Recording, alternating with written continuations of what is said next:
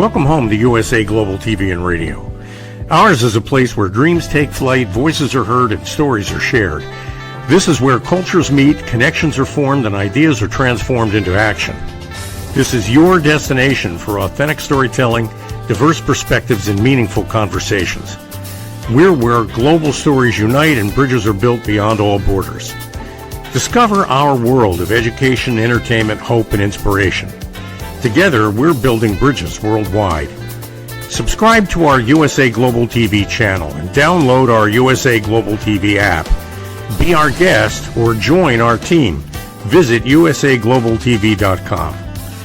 With heartfelt thanks to our executive producer, Dr. Jacqueline Kerbeck, music scored by Yifei Tang from Cloud Road Music, creative direction by Paul Garcia, and I'm Al Cini, and I'm very proud to be part of the USA Global TV and Radio family.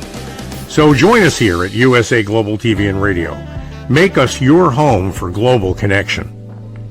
All rights reserved. This video and its contents are the exclusive property of USA Global TV and Radio. Unauthorized use, duplication, or redistribution in any form is strictly prohibited. Thank you for being a part of our global community. Let's inspire together. Hello and welcome to Judgment, the Hidden Sin. I'm Dr. Jacqueline Kerbeck, and our show is brought to you today by ProFit 4 Teams and Mr. Al Cini and Lisa Manioki. Thank you so much. This show is inspired by this book that I wrote, Holy But Harmful, The Silent Sin of Judgment, available on Amazon as well as fine bookstores.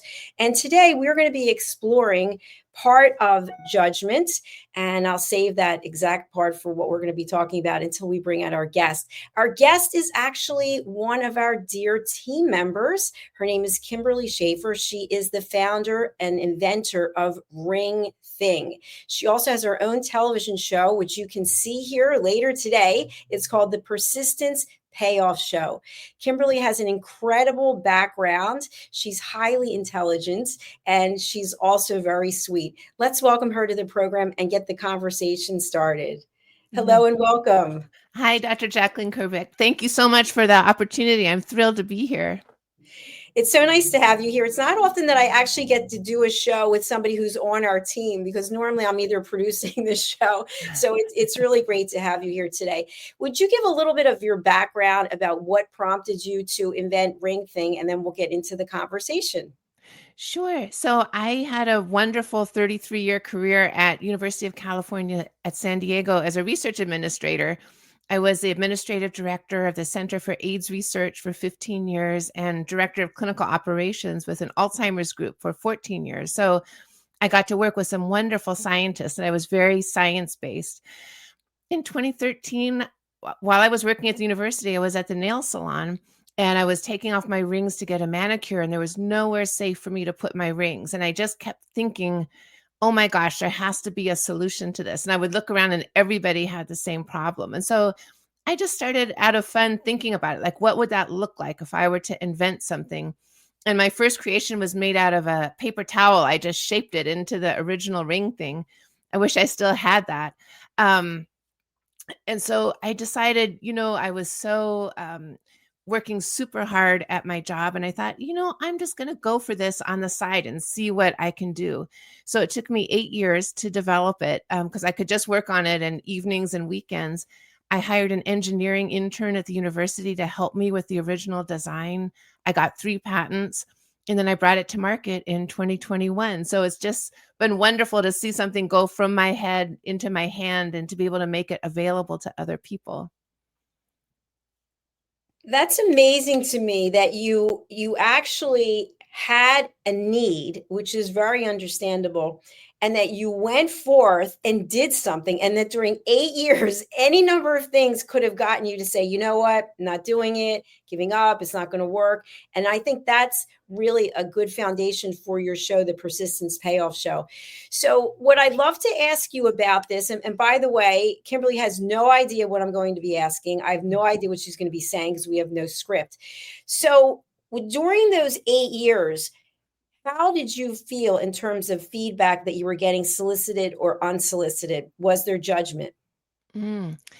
Yes, there was. And it was a mixed bag. I mean, some of the feedback I got was extremely positive, with people saying, wow, what a great idea.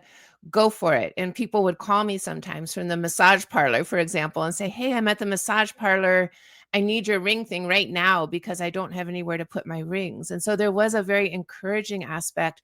There was another aspect where some of my friends were extremely discouraging, and they said, that's crazy. You don't know anything about manufacturing. You don't know anything about design.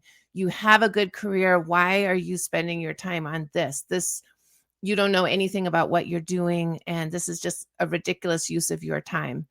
And so I faced that. And I also I'm 65 now. So I was 53 when I started working on it, and 61 when I brought it to market. And people would also say, look at your age. You should be thinking about retirement. You shouldn't be thinking about starting something new. And so those were some of the negative judgments that I received. Thank you so much for sharing that, because I know it's hard sometimes to look back, and now you have done what you set out to do. And my thing is, when I hear someone say should, and I've said it, sometimes I say should, and I go, oh, wow, I just caught myself. But there's so much judgment in the word should. It's almost as though we have some superiority or some otherwise unknown knowledge about how successful this project is going to be, or how well you're going to do with it. What are your thoughts about the word should? I absolutely agree. And I feel like it's a word that we can say to ourselves to our own detriment, and other people can say it to us. And sometimes those things merge, and other people's shoulds become the should in our head. And I really feel that we can switch that if we want to, from should to I can do what I want. I can, or I will do something. But the shoulds are so heavy to me, of this expectation that you have for yourself or that other people have for you. And usually, even our own self judgment is often biased. And certainly other people's judgments of us are biased and filtered through their own issues. And so it really, to me, it becomes a very slippery slope that's hard to climb out of. Absolutely. And, someone said something to me that caused me to do research, and that's how I ended up writing the book, Holy But Harmful. And I've gotten unsolicited feedback from people that I'm not really on a day-to-day basis involved with, but because we're public figures doing television shows, people just reach out and make comments. And comments such as, I am not judgmental, so I'm not going to read your book, or I have no interest in taking any classes about listening because I'm an expert.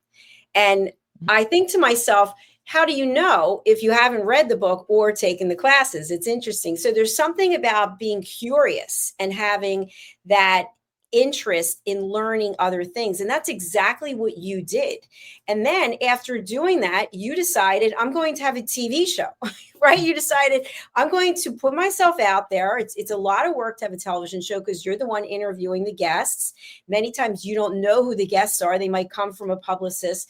So what kind of feedback, if any, did you get when you decided to be a TV show host?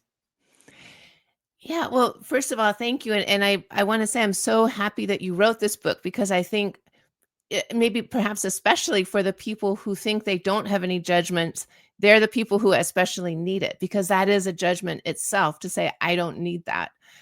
So I'm really grateful that you are exploring this topic and that you wrote this book. I think it's really important for us all to look at that. And so for me, thinking and creating the TV show, and a lot of that was through your help as well, of just how to think about a show. I'm so fascinated by the topic of persistence. And when I was in graduate school, my advisor said to me, the people who get their PhDs are not necessarily the smartest, but they're the most persistent. And that has always stuck with me. And that's a quality that I'm always interested in talking to people about and learning about. So, kind of similarly to the development of the ring thing, I got a mixture. I got some really wonderful responses of people saying, just, yeah, do it, just go for it. And I also had some people who, after they watched the first couple of shows, were surprised and said, hey, you're not so bad at this. You're doing okay. It's an interesting show. And so it's interesting that means that they kind of had a judgment ahead of time that maybe I wasn't going to be so good at it. And it's not that I'm great, but I'm doing okay. And I think they were pleasantly surprised by that. I didn't have anybody tell me not to do it, but I just sort of got some feedback of like, oh, interesting. People can extend a judgment without actually saying their judgment, but it's so through those words of, oh, that's interesting, or what a unique idea that you're doing. And it's not really encouraging. And it also protects them from actually saying what their judgment is. So it was a mixed bag. I would say it was a mixed bag.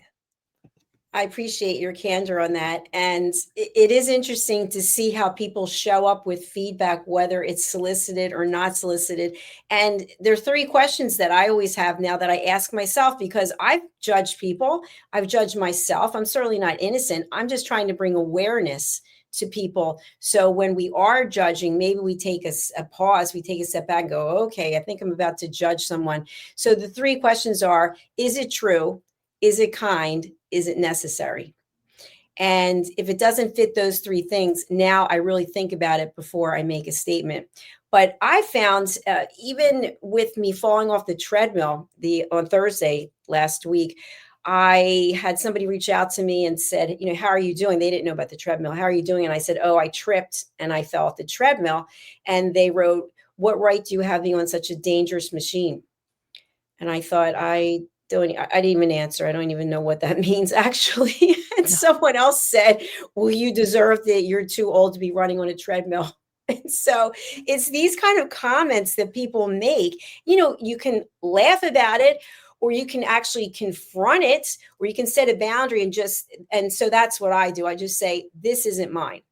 I'm not taking it on. It doesn't belong to me. It belongs to you. And something must be coming up for you. And it could be fear-based.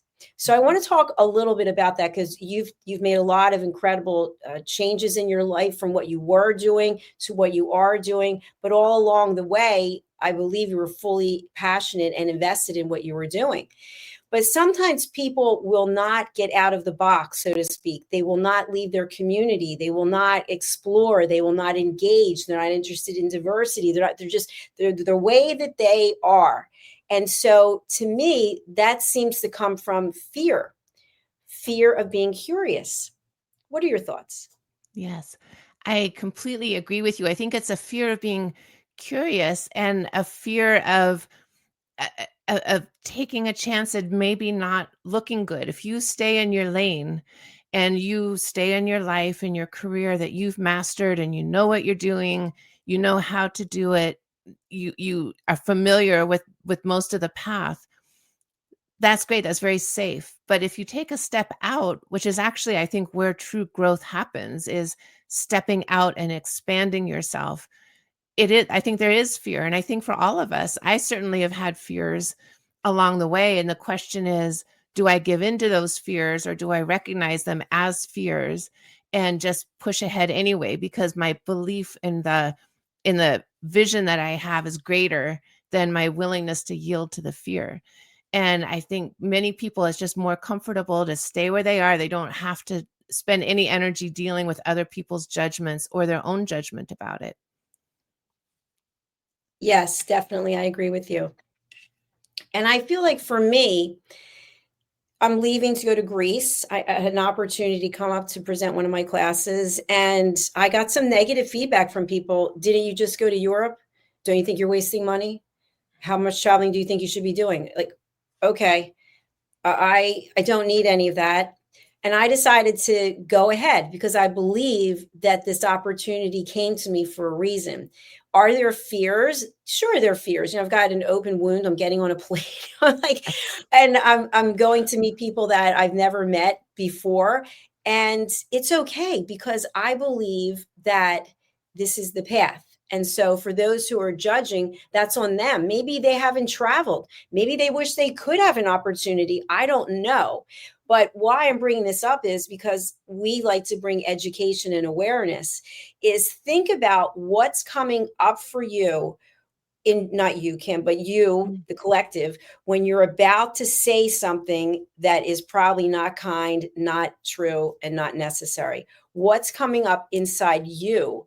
And sometimes it can be cloaked in passive aggressive behavior, meaning, I really care about you, Kimberly. That's why I'm telling you this. That is such an important point. It's really true. It is passive aggressive. It's putting it on the other person. I'm doing this for you. And, and then that leaves the other person thinking, what did I do to ask for that? Or what did I do to deserve that? And I think that's a very important point. I agree with you totally. Thank you for that. Yes, I think part of the reason people will give unsolicited feedback is because they think they're helping us. For example, I heard this growing up quite often. If you think that you have it hard, you should have seen what I went through. And that's really dismissing what you're going through, because now we went from what you are feeling. Maybe you wanted to share something about what you're going through, and instead it doesn't even matter, because what you're going through, for what we went through, forget it. Or, I told you so. I told you not to do this, and you got what you deserved. Judgmental statements. What are your thoughts? Yes, I completely agree. And as you were talking, I was thinking about empathy, because when people say things like that, it's really focused on themselves. I went through this when I was young, or this was my experience, so I'm trying to save you from my experience. If you really are thinking about the other person and you're thinking about what their experience is, then in my opinion, then you're really thinking about, Dr. Jacqueline, it's great that you're going to Greece. Who are you going to be seeing there? What are you going to be doing? How do you feel about it? And it's about you. It's not about me. And I think that's where empathy comes in. And you're really thinking about things from the other person's point of view and not your own point of view. Absolutely spot on. And something that I want to add to that, as we are giving education and awareness, is that same sentence question can come out as a statement. Well, who are you going to see? What are you going to be doing there? Judgmental, right? Yeah. As though, yeah, you've got something up your sleeve, or whatever it might happen to be. So our tone makes a big difference. Instead of being inquisitive and being curious, it can be judgmental. Yeah, I really agree. And I think when people say things like that, also, believe that there's a little bit of themselves, their own regret. Oh, she's going to Greece. I wish I could go to Greece. How come I don't have that opportunity? And it comes across as, well, who are you? Didn't you just travel? Why are you going again? What are you doing? And really in their heart, what they're feeling is, man, I wish that could be me. How come I don't get those opportunities? And not realizing they haven't created those opportunities for themselves. You created that opportunity. And, there's a saying, a candle doesn't lose any of its flame by lighting another. And I think it's so true that encouraging someone else and listening to their experience doesn't take anything away from our heart and our experience and what we've gone through. But you can help support someone else, and you don't lose anything. And in fact, you might gain some things. But there's this protective feeling that people get sometimes of, oh, I can't do that because I didn't have that opportunity. Well, be happy for someone else, support someone else. And you never know, that might inspire you yourself to do something. So true. I'm smiling here because I remember, and I know I've shared this before, but when I was in corporate and I had a radio show, I also had a television show at a different network. And the owner of one of them said I had to make a choice. I couldn't be on both of them. Even though I paid for both of them, I couldn't be on both of them. And so I decided to keep one and not the other. And lo and behold, created this platform. But I wasn't living in fear. There was part of me at that time that thought, oh, what am I going to do? I can't have both these things. And, does that mean I'm not good at it? Or no, it had nothing to do with that. It had to do with control. So I think when we try to control people, then it might come back and hit us in the face. And Yes. I know you had something happen to you in the course of your career, and I'd love to talk a little bit about that. And also with your PhD, it's interesting. What was the comment that not the smartest people have PhDs, but the most persistent? Yes, it's that the people who get their PhDs aren't necessarily the smartest, but they're the most persistent. And by the And way, that statement, that can be based on fact, that could be based on research, based on it, or it could be judgmental, depending on how the person meant it and how it was taken. How did you take it? yeah, I took it as really inspirational. Now, it ended up, I had finished my master's and I was in the PhD program and I had finished almost all of the coursework. And then I became very ill with Crohn's disease. It wasn't diagnosed, it was badly misdiagnosed. And so I actually left school to get better and I did not go back and finish my PhD. So I didn't complete it, not out of my own lack of persistence, but just severe health challenges at that time. But that kernel of wisdom that I got from my advisor has stayed with me through so many situations, both in my personal life and in my professional life, because I think it's it's accurate and it's brilliant. Just persist. And your life took you on the course that you were meant to be on. Everything I feel is predefined. And I know, and by the way, I'm so sorry that that happened with Crohn's. You and I've had conversations, so I forget, maybe the audience doesn't know that. That was a big share. So thank you for sharing that. That's a tough thing. And I have ulcerative colitis, as you know, we've had Mm. conversations, and it's a difficult way to live life. But here we are. Here we are today. Yes. So when I was doing my doctoral dissertation, the facilitator of I forget what it's called now. You have to go for 3 weeks. It's called, I don't remember. But anyway, I really thought he would be great to have as my mentor for my dissertation. And when I went up to him and I asked him, I said, would you consider being my mentor? He crossed his arms and he went up and down, up and down. He said, oh, I don't think so. You don't have what it takes. You'll be crying. You'll be complaining. I don't want a whiner like you. And he didn't even know me. And I said, you know what? By the end of this 3 week, whatever it is, I can't think of it, you will be begging me to take you. And he did. So he was. Good. Oh my gosh. How interesting. So, I mean, you've had these experiences with judgment for a long time, like, A long and time. And yes. you brought up Crohn's. I like to just go there for a minute when it Mhm. comes to health issues. So I've had ulcerative colitis since 1991, and I've shared this in a couple of my books. But when I would go out on a date, let's say I'd be dating someone 2 or 3 or 4 times, I felt the need just to say, because it's a big part of my life.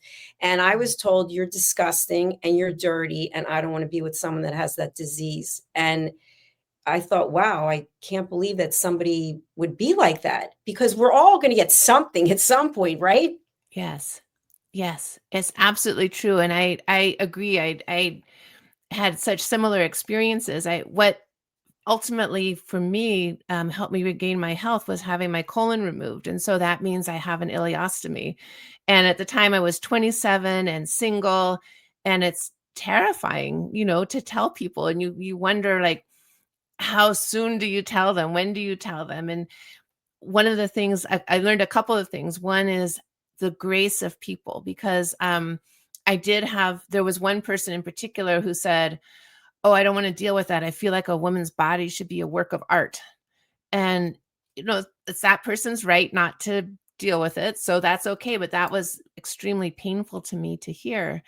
I did, however, find that in general, men were very understanding and generally okay with it. And so that was a really positive experience for me, in the sense that, okay, I've got to say this and they might never want to speak to me again, but in general, they were okay.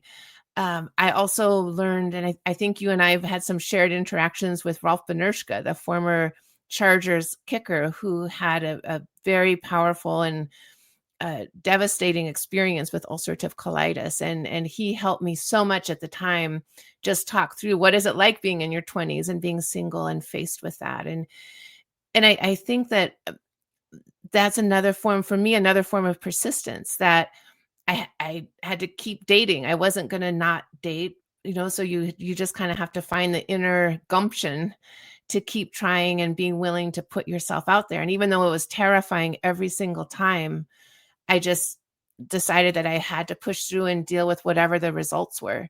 And, but for me, that judgment of the person who said, "Oh, I think a woman's body should be a work of art," was a hard pill to swallow. And again, thank you for being so brave and transparent and sharing what you shared. And that was on that person, right? That was that person's stuff for some Yeah. reason. And the fact that Ralph Bernershka worked with you, he also helped Justin Merigliani. That's how he ended up coming to this platform for an interview. So what an amazing person. Let's just give him a round of applause. Yes, he could not have been kinder to me, and so vulnerable himself about his own experience. And you think, oh my gosh, if this NFL kicker, had those experiences and he's willing to share about it, was really had a huge impact on me and my ability to see a way forward. And if you think about somebody like Ralph and people who are in the public domain, what an inspiration it is to give of yourself to help other people. I really feel like when we are public figures, that is a big part of our role, is to give back and be a beacon of light and hope, and let people know, hey, even though this happened to me, I'm still here today. I'm moving forward. I'm creating new opportunities, as opposed to, oh, I have ulcerative colitis, I have to hide, I have to, no, and things happen, and they happen to all of us. Different things happen. And to me, let's celebrate it, because this is the container that we have. And what are we doing with it while we're here? Yes, I completely agree, 100%. And the fact that you work out the way that you do and everything that you've achieved just in the fitness world. I mean, you're a fitness influencer. It's incredible, and so you have overcome so much and shine that light for people. And so I thank you for that. Well, thank you. I appreciate it. It is in my blood. I would say it was from my mother. She was playing competitive tennis until she was 80 on the Delray Beach tennis team. So and then of course the pandemic hit. But I feel like it's a big part of my day. But I get judged on that. I get judged on a lot of things, which, by the way, I think this is really funny. I get a lot of judgment about my nails, right? People hate them. Okay, I get it. They want to just tell me how much they hate my nails. But when I fell off the treadmill, not one nail broke. Is that unbelievable? Not one nail. I don't know what the meaning of that is. So I find that fascinating that people would take it upon themselves to comment on your nails. I mean, I just think, what kind of, now here I'm making a judgment of, what goes on in a person's mind to get down to that granular level of, oh, your nails bother me, or I don't like your nails, and I'm going to comment to you on them. I think get we them can look cut. at. Get them cut, girl. What are you thinking? Why do you care? How is it bothering? Yes. I could see, like, if I was a professional massage therapist and I was giving massages, that the owner might say, hey, might hurt somebody. I could see that, but I'm not giving any massages, so it doesn't matter. No. And somebody could look at you and maybe they would look at your nails and say, well, she wears them really long. That doesn't work for me. So I'm going to keep my nails short and make that decision for themselves. But there's no reason for them to share anything about it with you. And my late mother used to always say, when I would come to her with a concern or an issue that I was going through, and she'd always say, just make sure you keep your own side of the street clean. And that sticks with me in so many ways, including what we're talking about now. It's like, for someone to make a judgment about your nails, like, now they're coming across on your side of the street, right? Like, keep your own side of the street clean and do what you want with your nails. And that's the extent of your responsibility. That's another great expression. I love that. You always have really good quotes on your show as well. Oh, thank you. I appreciate that. Yeah, my mom, like, I still hear her voice in my head, so it doesn't go away. No, well, that's when we hear things or we remember things from loved ones who've passed on, and it's positive, right? It's inspirational. That really helps. But I know sometimes parents will say things, and I've discussed this before, but it comes up for me again and again. If you look at children, and I've given this example, this just happened yesterday. I was at the gym, and these two little kids, they were small. I don't know how old they were, but if you think about a treadmill, when they were on the treadmill, they couldn't see, like like that's how. And so the one started and put it on 5 miles an hour, and I was terrified for the child, because I thought to myself, I just fell off, and I thought, this isn't about you. This is about him. The father's on the other side of the gym. And then he went up to 5.5, and there's no way he could keep up with it. So anyway, my whole point is I was making some judgments based on feeling like an adult that this child might get hurt. And even though I don't have any children, I just had compassion, thinking that there's no way that with these little legs. I mean, and so then he couldn't do it. And the father came over and said, don't you put this above 3.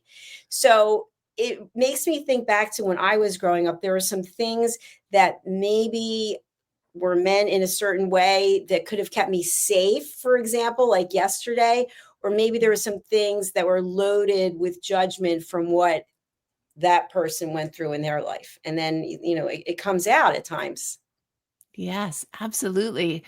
And also I admire that child for thinking they could do it at 5. Like, yes, it was too much, but what a great thing that they had that confidence. Like, I can do this. I like that. Exactly. Well, you know what I noticed, that when I would put my incline up, he would put the incline up. And so at one point we were both at 6.0 on the incline, and he was holding up for it. So I didn't say anything. I thought, you know what? I think it's great that the father has them in there exercising, and probably great for him too, because this way he gets to exercise. And it's the gym in my building. It's not the gym I go to, because normally if you're not 12 or above, I don't think you're allowed to work out. So in the, on the fitness floor.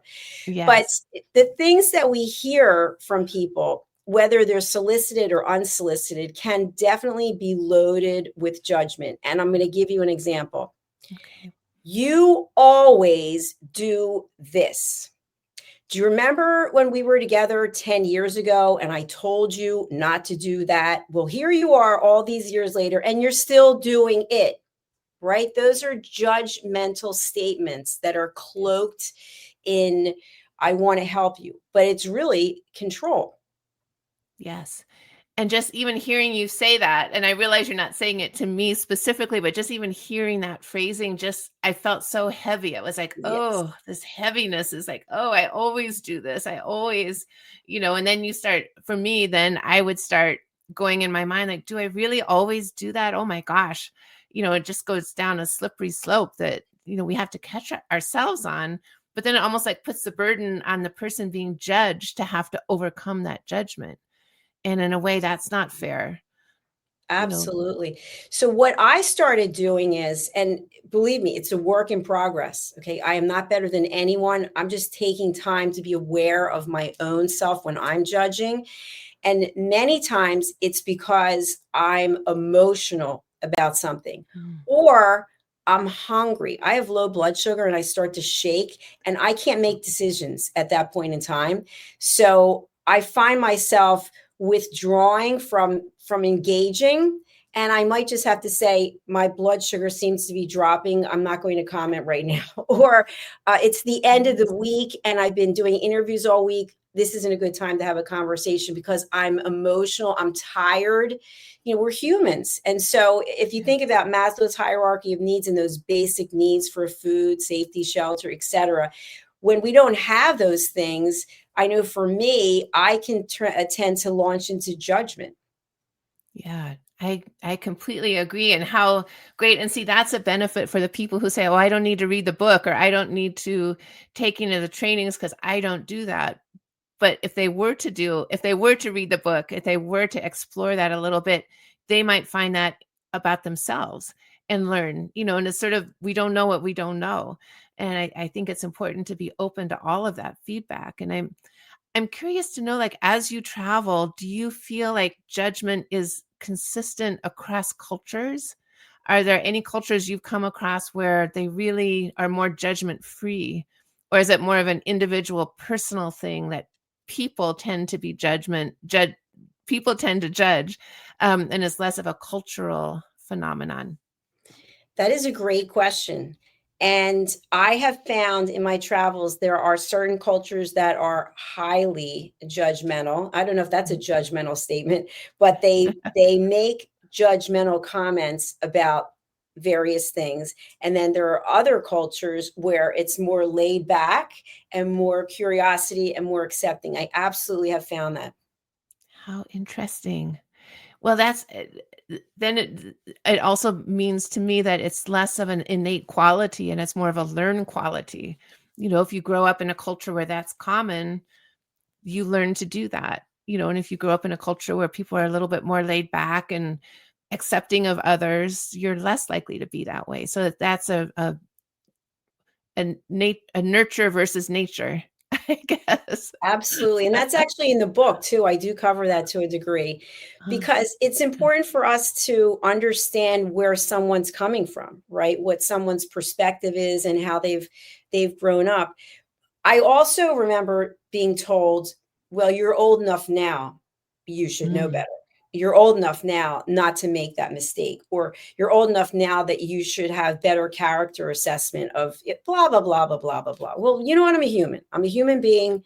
For example, I hired a company recently and they took me for a lot of money and they were referred to me and I didn't do my research. And that's my fault. It's on me. So I've been judged about that. And I put the white flag up. I go, hello, yes, it's on me. I made a decision.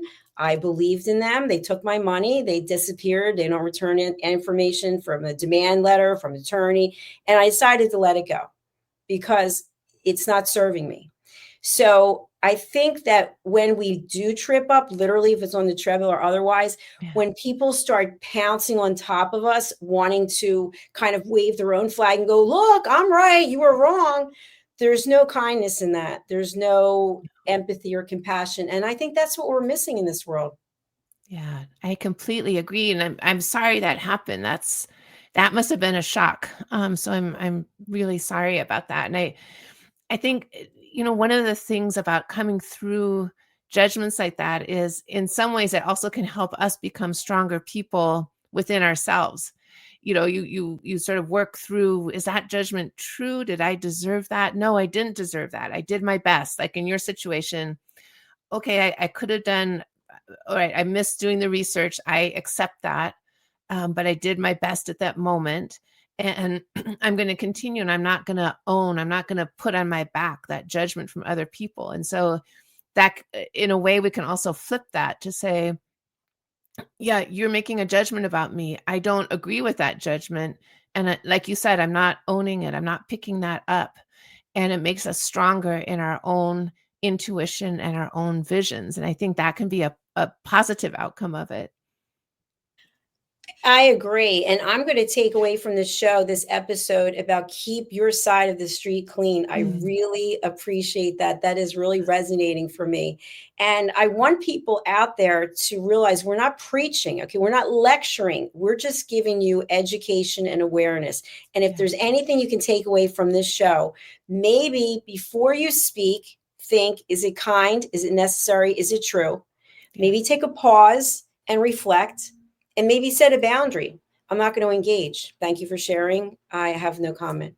What do you mean you have no comment? People will come back to you and say, I'm sorry, I have no comment. And just hold firm because you don't want to engage. It's like that fire that just keeps getting higher and higher because you're playing into it. You're part of it now. yeah. That's true. You're fanning those flames. You're Yes. absolutely right. I think it's such an important topic, and and I think it's an uncomfortable one sometimes for people because it does mean you have to look at yourself, and we often don't want to look at ourselves. It's sort of similar to what you were saying about the people who just stay in their lane and don't take any chances. If you really think about judgment and how we judge ourselves and other people, it is uncomfortable to look at that and make whatever adjustments might be appropriate for any one of us. And so I'm really glad that you're talking about it and bringing it out to the forefront, because I think that makes it easier for people to themselves address it when they are judged, but also hopefully easier for other people to just say, oh yeah, I should take a look at that and think about it. So I think the conversation is really important. Well, I hope we're just opening up the conversation. I thank you for that. And I think possible step for people, because if we don't want to look at ourselves that we're being judgmental, is maybe how we react when someone's judging us. Maybe people can start there and say, okay, am I taking a step back? Am I deciding not to engage? Maybe that's the first step. I'm not sure. But Yeah. our next step is that we are closing out. We're already at the end of our show. Wow. What's the best way for people to reach you, and who would you like to reach out? Yeah, thank you so much. I am open to comments from anyone who is interested in this topic that we've talked about today, or the topic of persistence, or who has watched the Persistence Payoff show and has any feedback. Also from RingThing users, you can reach me on my website. It's ringthing.com. And my email address is kimberly@ringthing.com. And I'm open to any comments or questions, thoughts, or feedback. I would love that. Thank you so much for being here, Kimberly. And on all I can say to our audience, whether you're watching live or the replay or you're listening later, you have an opportunity. The opportunity is here. You can reach out to Kimberly or you cannot. If you don't reach out, you don't know what you're missing. So I encourage people, get out of your head and do something, because that's how we're here. She and I didn't know each other. We were connected through someone else who I didn't know, who through someone else who I didn't know, and so on and so on. I'm going to Greece to meet with someone who's been on this platform I've never met in person. You don't know if you don't put yourself out there. So please do it. And I would like to offer everyone, keep your side of the street clean. Yes. And thank you to Kim's mother for that. Oh, thank you so much, Dr. Jacqueline. Thank you so much for this conversation and the opportunity. And I hope you have a wonderful trip. Thank you. And I hope you have a wonderful show later today. Yes, thank you. I appreciate that. Thank you. Bye for now. All right. Bye-bye. Thank you, everyone. Again, if you would be so inclined, the book is in hardback, it's in paperback, it's an ebook. The ebook is 99 cents. And if you're not an author, guess what? I'm not getting rich selling books. I think I have 25 books out there. It is very hard to make money. I think on this book, if I'm not mistaken, I think I'm making $4.50. That's right.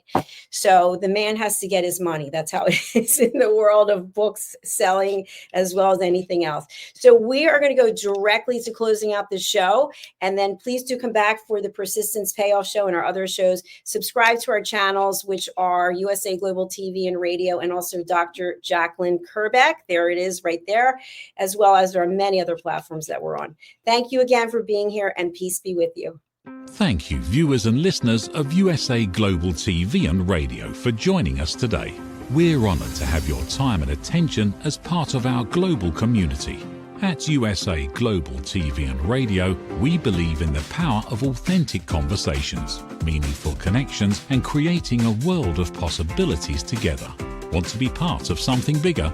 Join our team of elevated listeners at USAGlobalTV.com, a space where your voice matters and your ability to listen transforms relationships. Stay connected with us across all our platforms for thought-provoking discussions, expert insights, and empowering stories. Subscribe to our channels at youtube.com/c/USAGlobalTV. Follow us on social media and explore the endless opportunities we're creating for growth, learning, and inspiration. Together, we're not just broadcasting, we're building bridges and changing lives one conversation at a time. For inquiries, contact us at info@usaglobaltv.com. Music by Johnny Dies. Produced by Executive Producer and Director Dr. Jacqueline Kerbeck. Voiceover by Mike Porter. Creative direction by Paul Garcia. All rights reserved. Copyright 2025. Visit usaglobaltv.com to view our full terms and conditions.